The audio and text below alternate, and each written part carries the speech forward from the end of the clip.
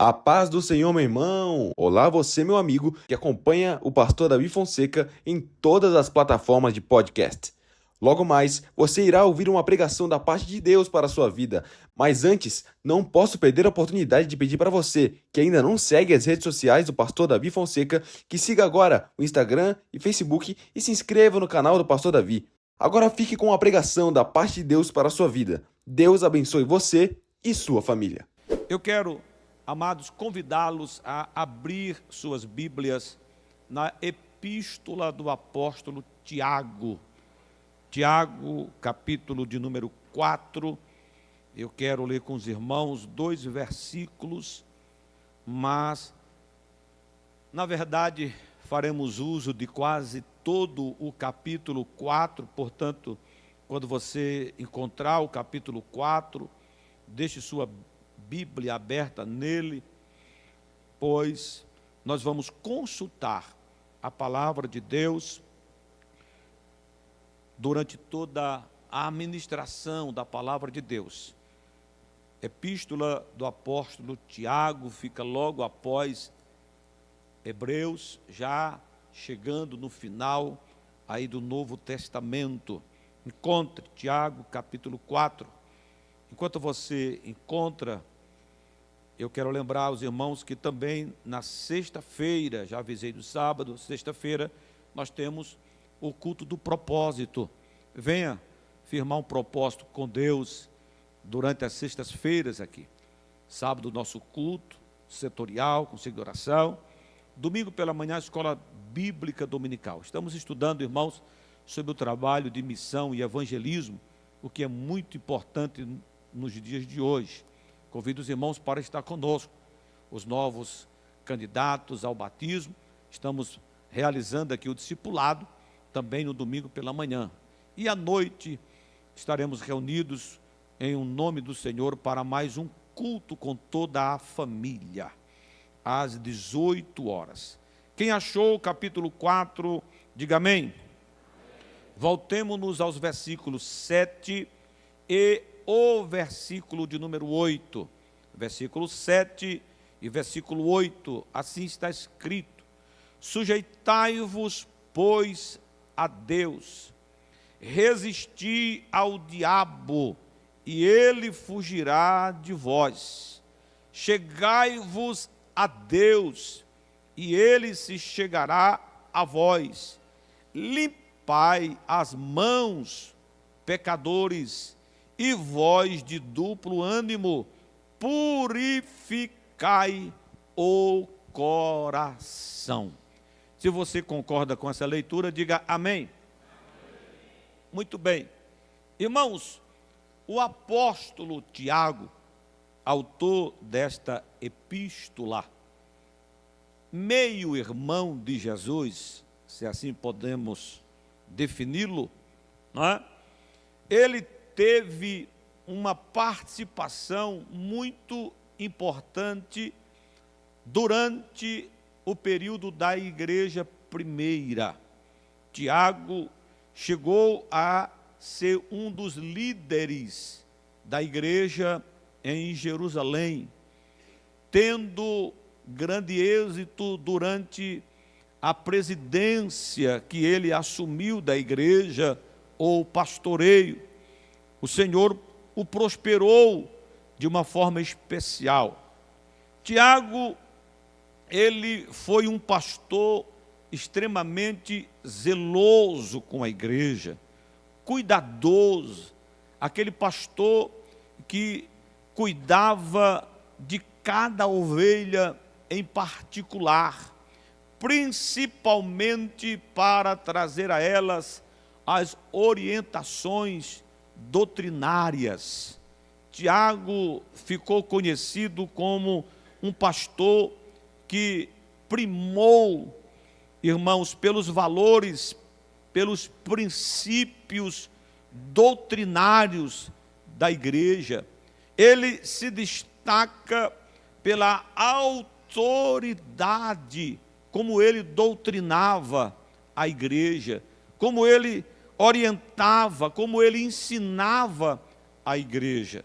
Eu sei que você, como um leitor cuidadoso, certamente, ao ler a epístola aqui que ele escreve, você vai ver exatamente este cuidado, este zelo, não é? Com aqueles que são crentes, que são servos do Senhor. O cuidado dele é para que verdadeiramente o crente fosse um cumpridor, um observador da palavra do Senhor, da sã doutrina. Ele, como eu disse, escreve esta epístola para a igreja, destacando aqui valores indispensáveis. Eu disse valores indispensáveis, diria até mais, inegociáveis para os verdadeiros crentes. Vamos fazer uma síntese do que ele escreve, ou do que ele escreveu nessa epístola. Ele vai falar sobre as provas, não é?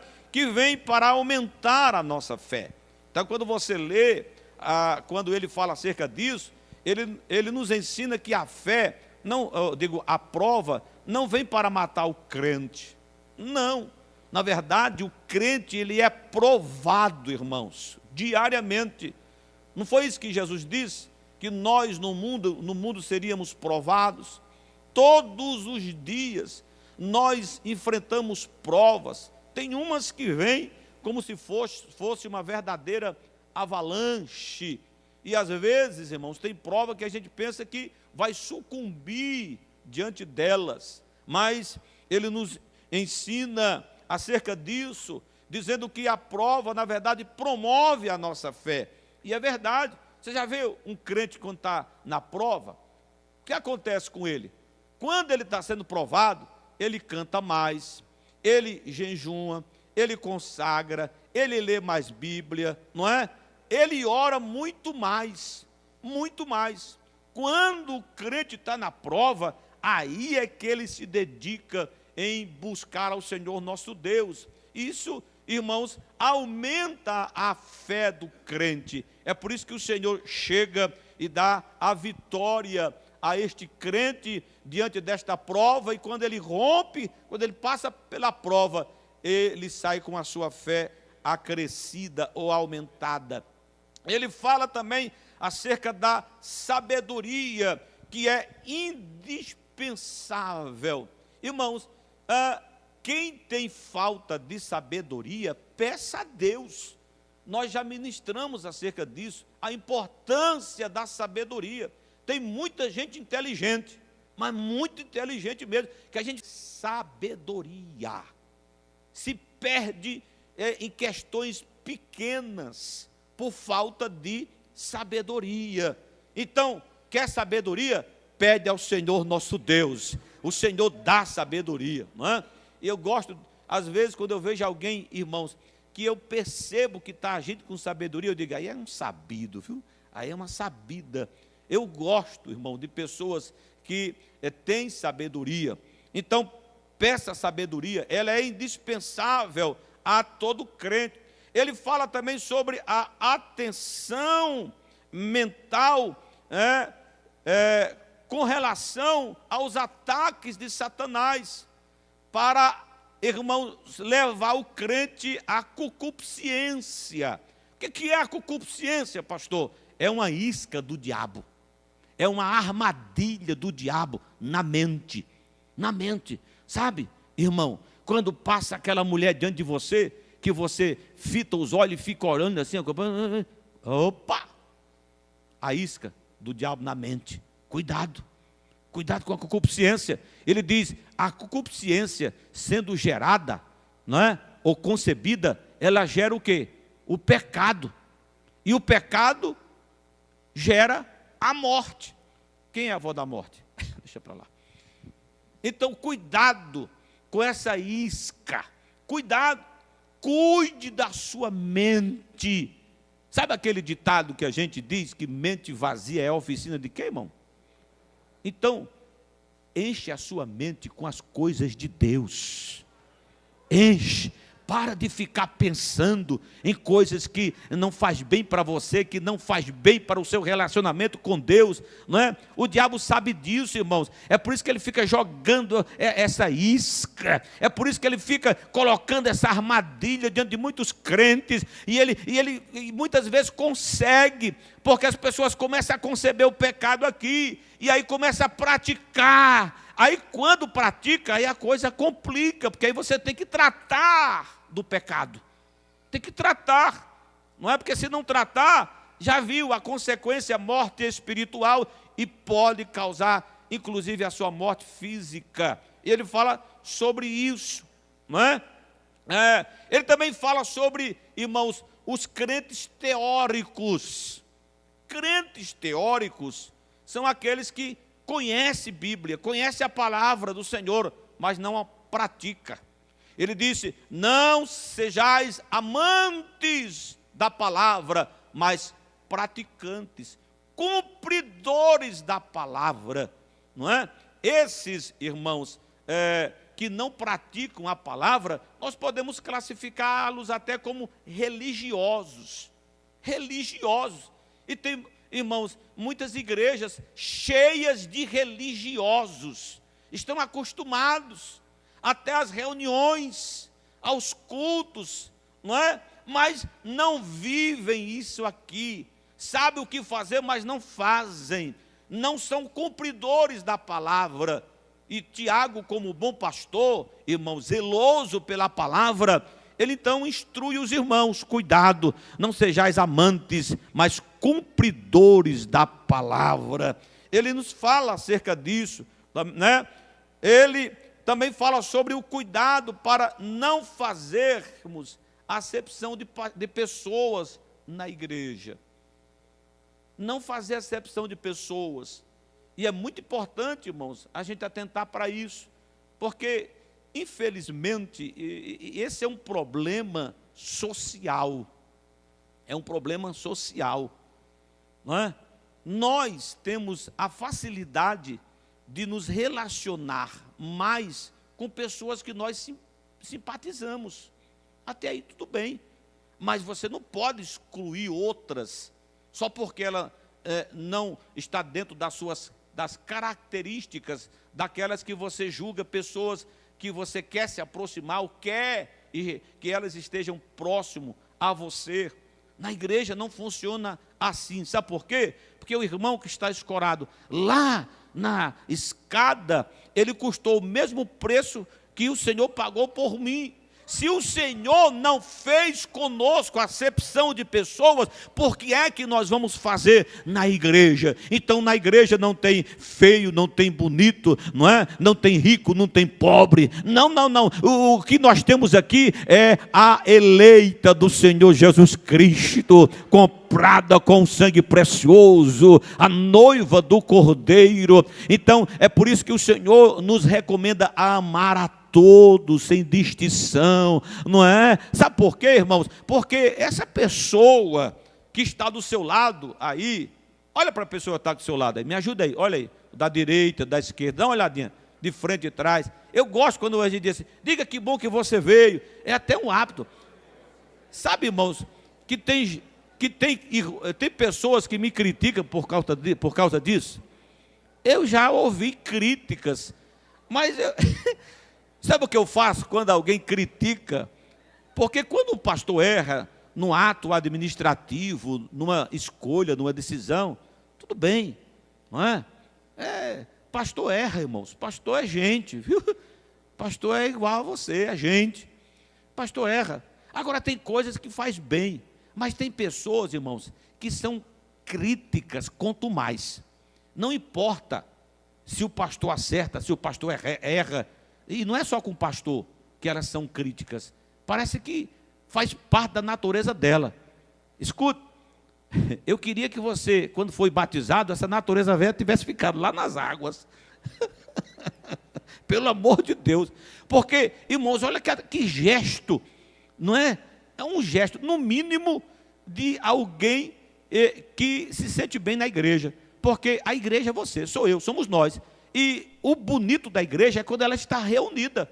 Então, se a igreja está reunida e eu tenho comunhão com a igreja, da qual faço parte, que coisa boa dizer para o irmão que está na minha frente: que bom que você veio, que bom que você veio, que bom que você veio, que bom que você veio. O que é que tem de mal nisso, meu irmão?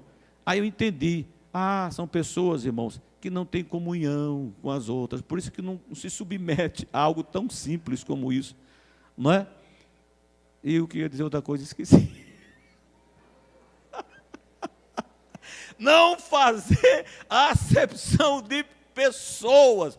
Lembrei, sabe por quê? Porque esse irmão, é a idade, irmão, esse irmão que está diante de você, atrás de você, à sua direita, à sua esquerda, é um forte candidato a entrar com você no céu. É um forte candidato a morar com você no céu. Então, se você faz acepção de pessoas aqui, fica complicado viver a eternidade lá, não é? Então, não devemos fazer a acepção de pessoas dentro da igreja. Isso não pode acontecer, não é? Irmãos, depois ele fala também sobre a fé acompanhada pelas obras. E eu gosto disso, não é? Porque tem gente, irmãos, que tem uma fé, olha, é indescritível. Tem uma fé assim sobrenatural mesmo. Mas quando você diz: irmão, preciso que você me ajude aqui, dê uma oferta para isso, contribua com alguma coisa. Irmão, fazer um mutirão para ajudar a irmã Joaquina, lá, a casa dela caiu um pedaço da parede, precisamos lá, na igreja. Irmão, nós precisamos de alguém para nos ajudar no trabalho de oração, da evangelização. É um crente que tem uma fé extraordinária, mas não tem obra. Aí, Tiago disse assim: não adianta você ter uma fé tão grande sem obra, porque a fé sem obra é morta. A fé sem obra é morta. Então, ele ensina que a fé precisa ser acompanhada pelas obras. Pelas obras. Por quê? Porque o crente de fé, irmãos, o crente que tem realmente fé no Senhor, na palavra do Senhor, ele é um crente que trabalha, que produz, né? Ele tem o que fazer, ele demonstra com amor, com alegria a sua fé, realizando trabalhos em prol do reino de Deus e daqueles que fazem parte deste reino. Eu gosto desse ensinamento de Paulo, não é? Eu já disse aqui aos irmãos que tem umas pessoas que querem viver pela fé alheia, não é? Quer viver pela fé, mas não põe um prego numa barra de sabão, irmão. Não tem obra nenhuma, nem em casa. Não cuida da casa, não é? Não arruma um emprego para manter a esposa. E quer viver... Não, fé sem obra é morta. E é muito importante, irmãos, nós atentarmos para isso. No capítulo 4, ele fala-nos sobre como devemos resistir às paixões. É o texto que nós escolhemos. E aí, com base nos dois versículos que nós lemos, versículo 7 e versículo 8, eu quero repartir com os irmãos rapidamente aqui o que nós devemos fazer para atentar para estas recomendações do apóstolo Tiago, a fim de que venhamos a viver uma vida sujeita a Deus. Então, a primeira coisa a fazer está de forma muito clara para todos nós, não é? É nos sujeitar a Deus. O que é que um crente deve fazer para resistir às paixões, o pecado, as tentações? Ser um crente sujeito a Deus. Sujeitar é tornar-se dependente. Entenda uma coisa: quando você entrega a sua vida ao Senhor, você passa a depender 100% do Senhor. E quem depende de Deus é cuidado por Deus, irmãos. Deus tem um cuidado especial com você, meu irmão. Deus tem um cuidado especial com você, minha irmã. Sabe por quê? Porque você tem se sujeitado a Deus. Ser sujeito a Deus é ser dependente de Deus. Você gostou disso, né? Quem depende de Deus, diga amém. Mas ser sujeito a Deus é ser obediente a Deus e a sua palavra. É aqui que o negócio aperta. Porque depender não é difícil, não é? Contar com o cuidado de Deus é o que nós queremos. Agora, ser sujeito ou se sujeitar a Deus é viver uma vida de obediência a Deus e a sua palavra.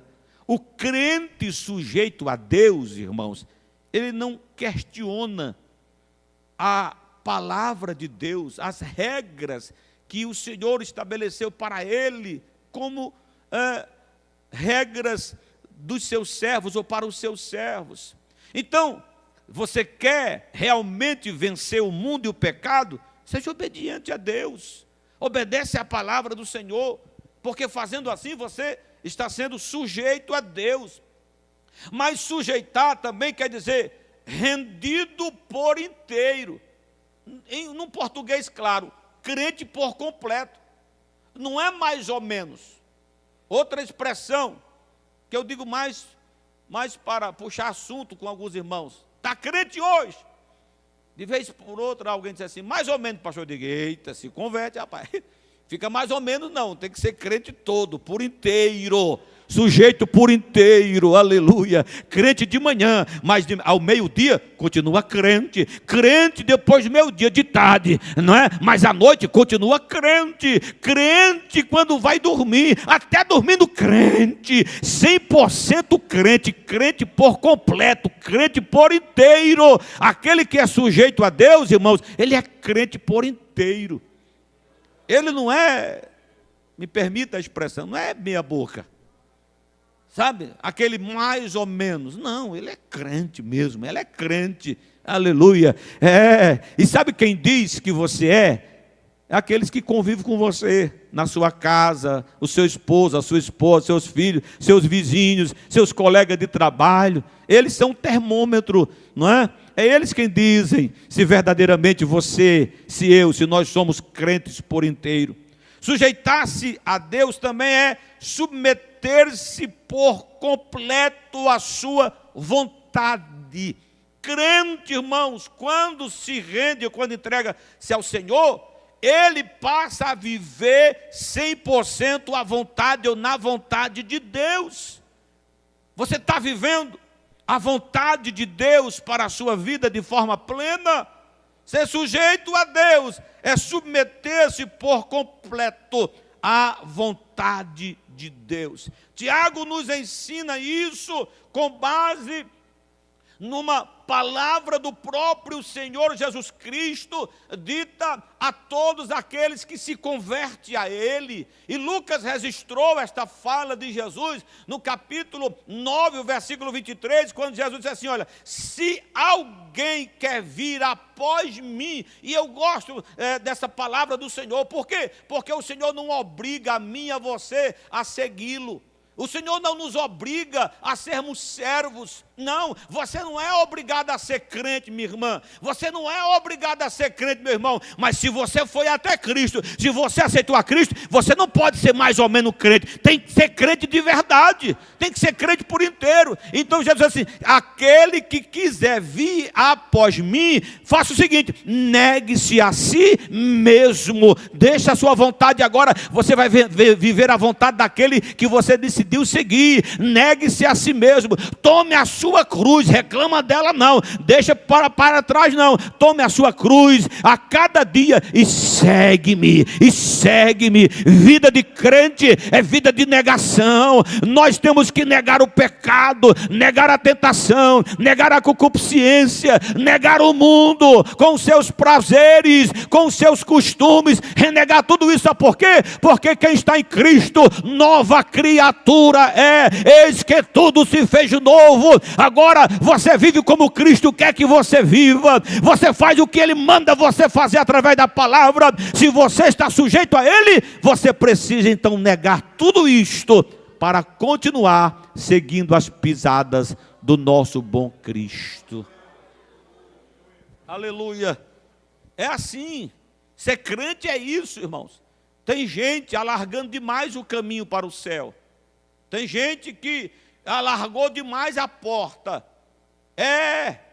São pessoas que não negaram absolutamente nada, que largaram a cruz por aí, tem uma vida dupla, vive uma coisa lá fora, na igreja é outra completamente diferente. Esse tipo de pessoa, ou de crente, não é um crente sujeito a Deus, porque aquele que é sujeito a Deus faz como o próprio Jesus Cristo mandou fazer, nega as vontades, o pecado, nega o mundo e fica firme na presença do Senhor, vivendo uma vida com base na palavra.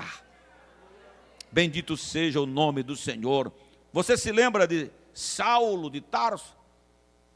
Saulo de Tarso, um homem inteligente, de uma capacidade extraordinária, cresceu aos pés de um grande rabino, de um grande sábio, um homem instruído na ciência, na cultura, um poliglota, um homem simpático ao sinédrio, um defensor ferrenho do judaísmo.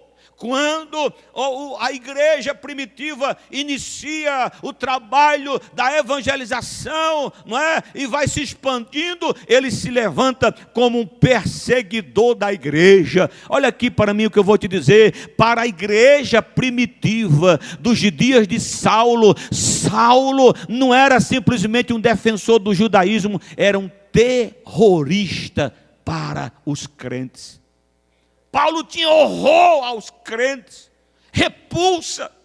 Foi dele a ideia de pedir uma carta de autorização do sinédrio para perseguir os crentes. E ele não só perseguia, ele maltratava, ele concebeu na morte de Estevão, o diácono amado, o homem que Deus usava de uma forma extraordinária. Ele teve parte no assassinato de Estevão, irmãos, um homem que perseguia mesmo a igreja. A Bíblia nos diz aqui em Atos que ele, com esta carta, ele saiu para Damasco, porque lá em Damasco estava começando um trabalho de evangelização, estava sendo pregado o evangelho, e ele foi para lá para causar terror para os crentes, para prender os crentes, e ele saía arrastando os crentes, e arrastava as irmãs pelos cabelos, amarrava como se fossem escravos, e arrastava eles nas praças públicas. Mas a Bíblia diz que indo para Damasco, o Senhor Jesus Cristo derrubou ele da arrogância, da petulância, lançou ele no chão, e a Bíblia diz que um clarão deixou ele cego, e quando ele caiu, a voz daquele que morreu na cruz do Calvário disse: Saulo, Saulo, por que tu me persegues? Saulo não enxergava nada, estava cego, mas ouviu, e a voz que ele ouviu, ele sabia que não era a voz de magistrado, não era a voz de homem qualquer, era a voz do soberano, daquele que foi morto, mas ressuscitou e estava vivo. Era o Senhor da igreja, a igreja que ele perseguia. É tão verdade isso que ele disse: Senhor, quem és tu? E Jesus se revela e disse assim: eu sou Jesus, a quem você persegue. Aleluia. E aí quando o Senhor se revela, o Senhor diz: agora levanta.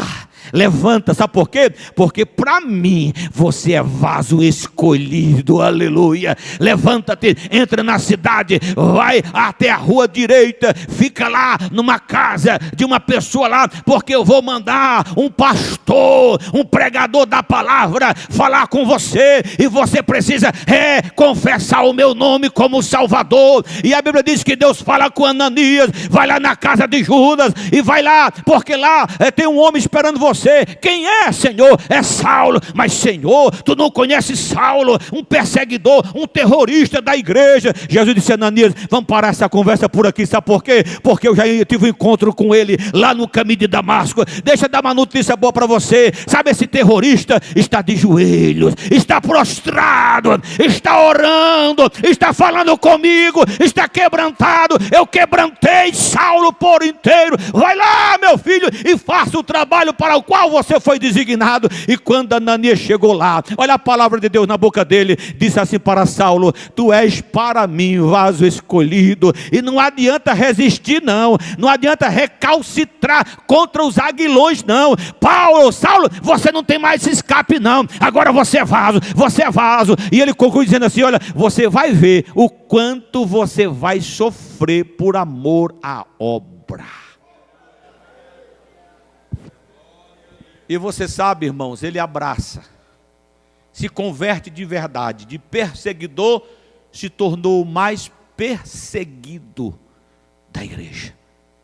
O que eu estou dizendo aqui é que ele abriu mão de tudo. Ele chega a dizer que considera tudo quanto ele conquistou através dos estudos e tudo como esterco, porque ele diz assim: agora o meu viver é Cristo. O meu viver é Cristo, aleluia. Ele abriu mão de tudo, renegou tudo e agora está sujeito totalmente a Cristo. Paulo, o grande apóstolo, o apóstolo dos gentios, o maior missionário depois de Jesus, o maior doutrinador da igreja. Sabe por quê? Ele se tornou alguém importante para o Senhor e para a igreja? Porque ele se entregou por completo, porque ele esteve sujeito totalmente ao Senhor. Tem pessoas, irmãos, que até querem crescer ministerialmente, espiritualmente, mas não passa do que são. Sabe por quê? Porque não se sujeita. Não se sujeitam a Deus. E porque não se sujeitam a Deus, vai se sujeitar ao pastor? Vai ser sujeito às doutrinas da igreja, às regras? Não tem como. Então vai ficar do tamanho que você é. Se você quiser crescer, tem que ser sujeito 100% a Deus. Porque quem é sujeito não tem problema com a obediência. Obedece àquele que o salvou e não tem problema de obedecer àquele que está como superior. Em nenhuma instância, seja ela qual for. Se você entendeu isso, diga amém. Muito bem. O autor da epístola aos Hebreus, no capítulo 12, o versículo 9, ele diz que assim como nos sujeitamos aos nossos pais biológicos, não é?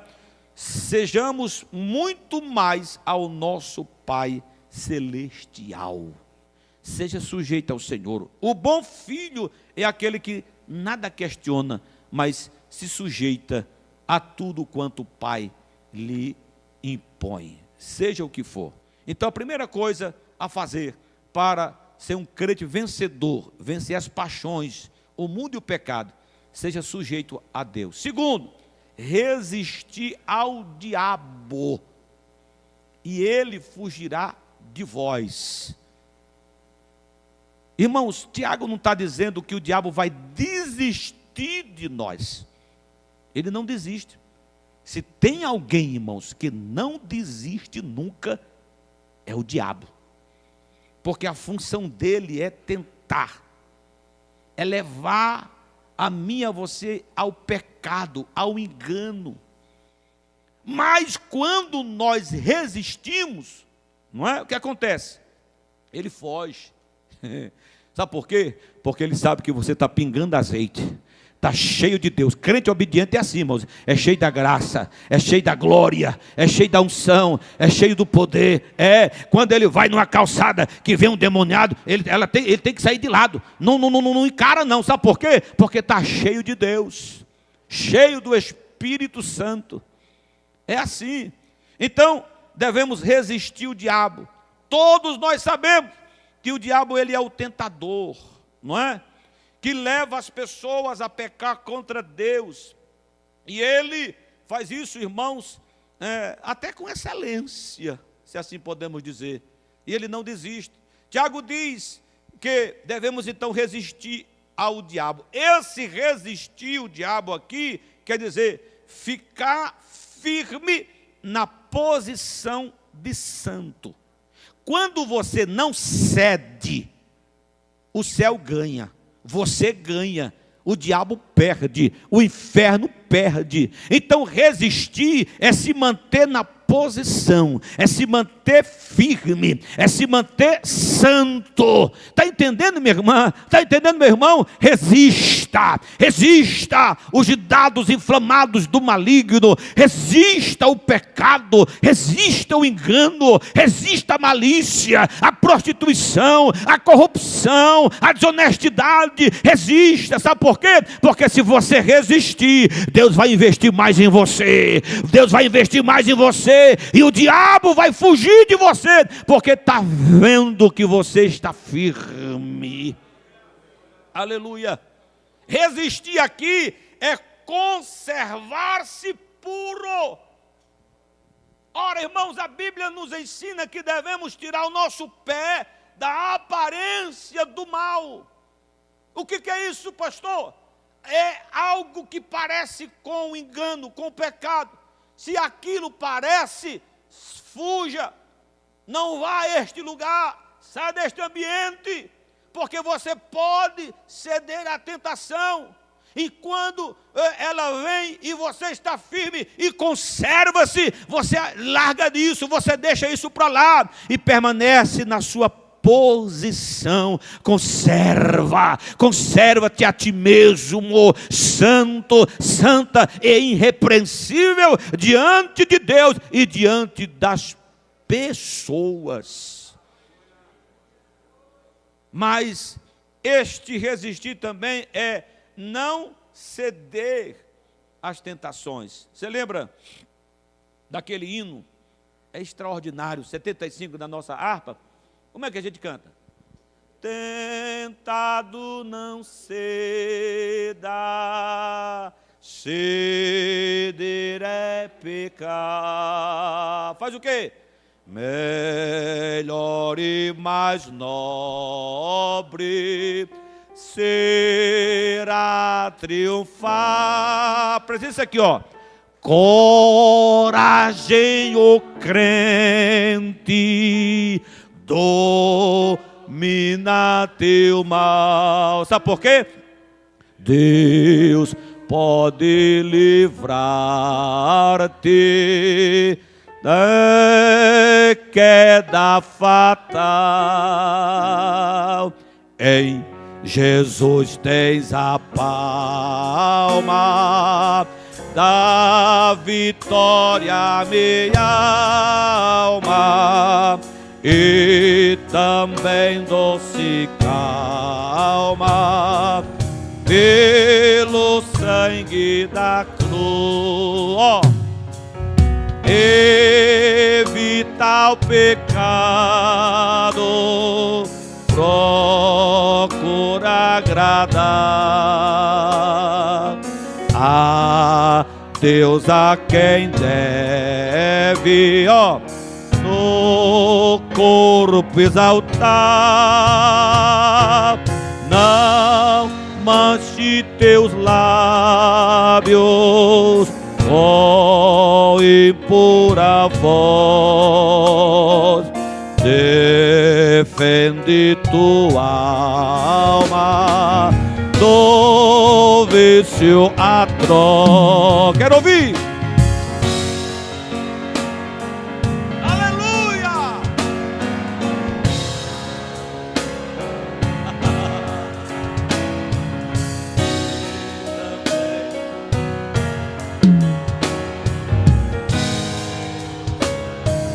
Cante pra você assim, ó.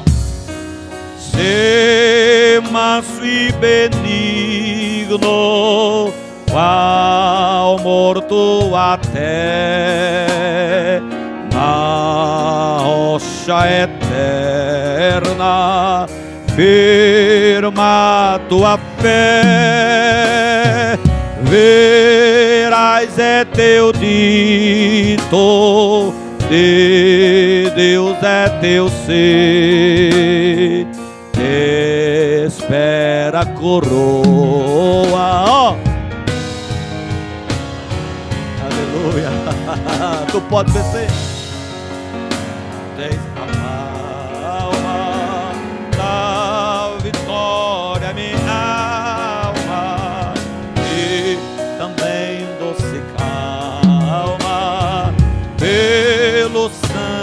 da cruz. Quando o diabo colocar uma tentação diante de você, lembra deste hino. Começa a louvar ao Senhor com este hino. O Senhor vai te dar graça. O diabo vai fugir de você. Você vai vencer esta tentação. Aleluia. As horas avançam e eu quero só concluir este segundo ponto, que é resistir o diabo. Irmãos, Tiago, ele combate severamente aqueles que estão na igreja vivendo uma vida sujeita, não a Deus, mas ao pecado.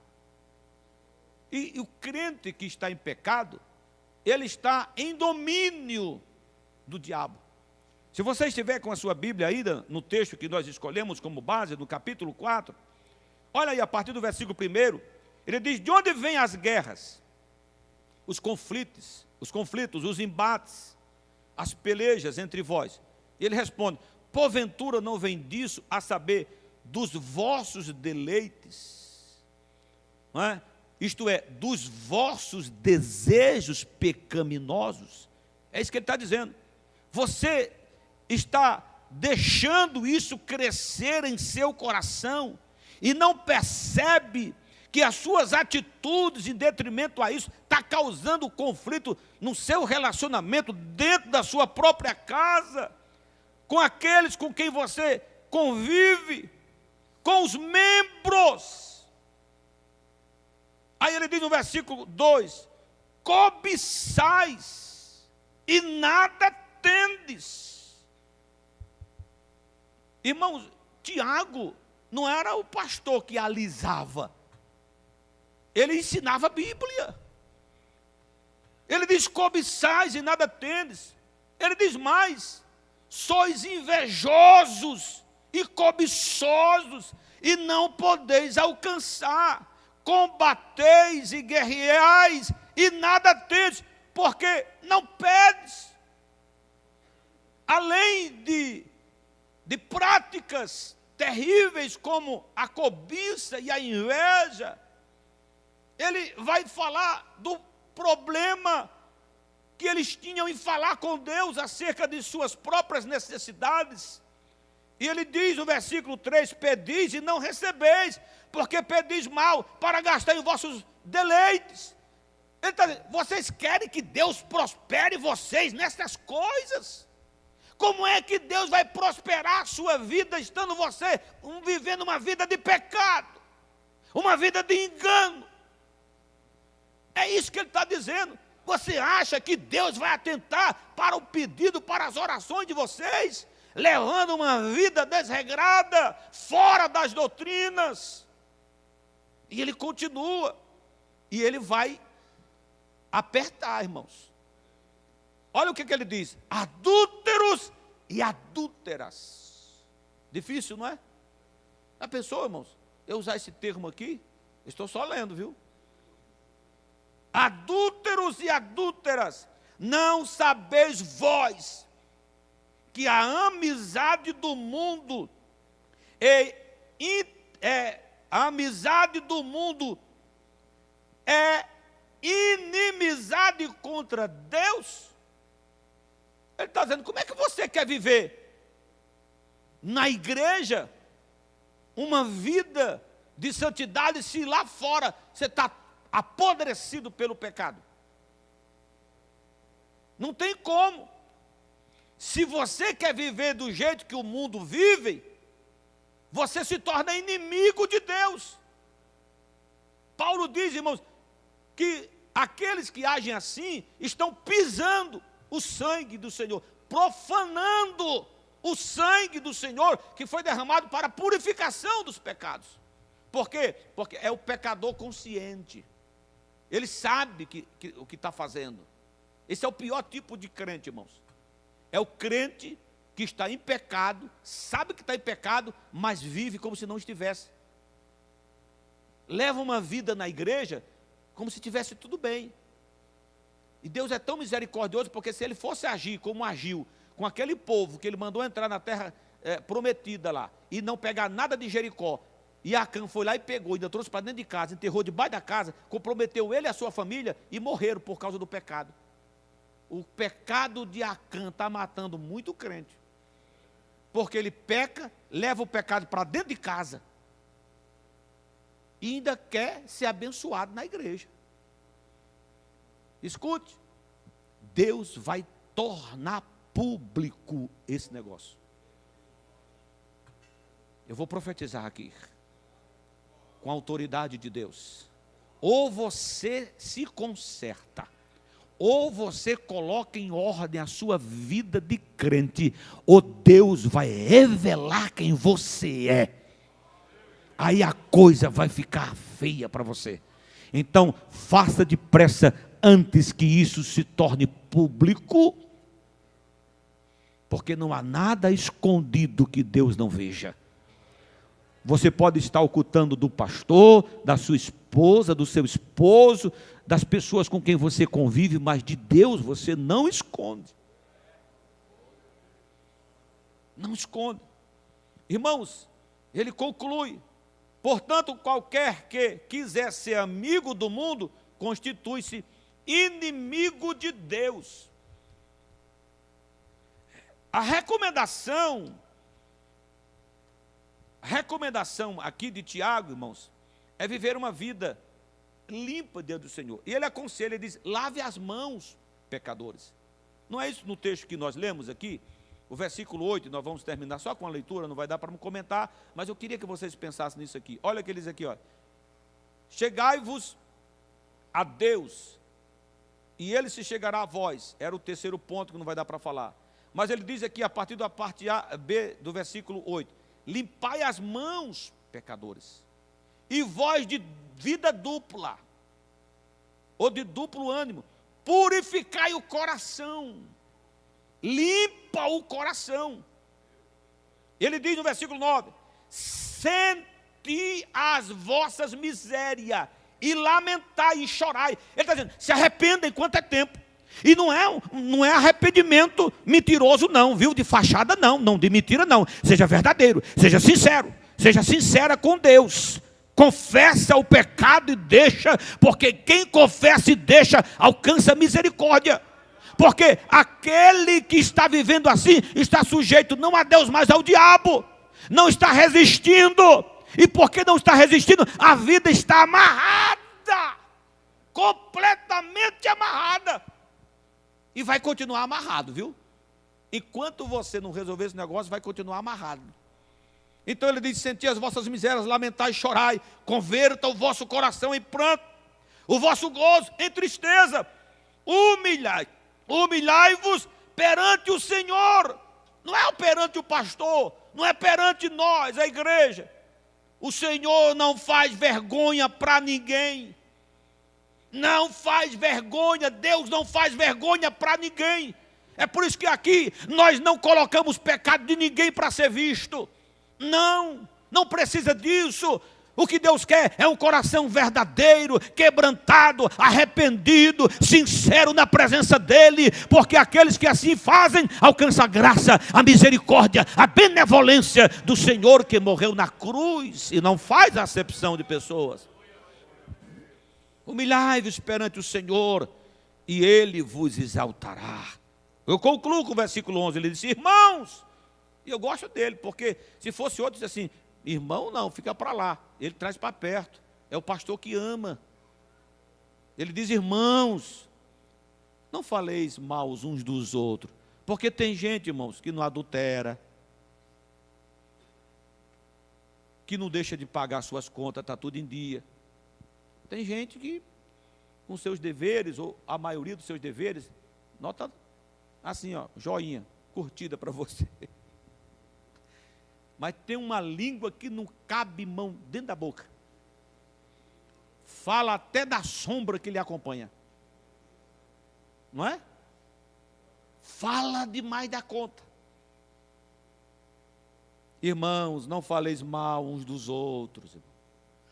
Se você ouvir alguém falando de um irmão, não empreste o seu ouvido. Pastor, mas é verdade. E daí, o que você tem a ver com isso? Seja sábio, lembra da sabedoria?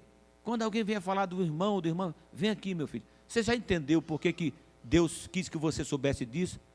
Para contar para os outros. Não, Deus não gosta de fofoqueiro. Não tem lugar no céu para fuxiqueiro, falador, língua comprida. Diga para essa pessoa: Deus quis que você soubesse para você praticar o amor, a benevolência. Vamos orar por este irmão? Não, eu vou levar o caso dele para o ministério. Não, vamos colocar no Facebook. Aí hoje tem essa desgraça, que é a comunicação mal feita. Que a comunicação em si é boa. A desgraça da comunicação mal feita é esses grupos de WhatsApp, irmão. Se tornou ferramenta do cão na mão dos fuxiqueiros.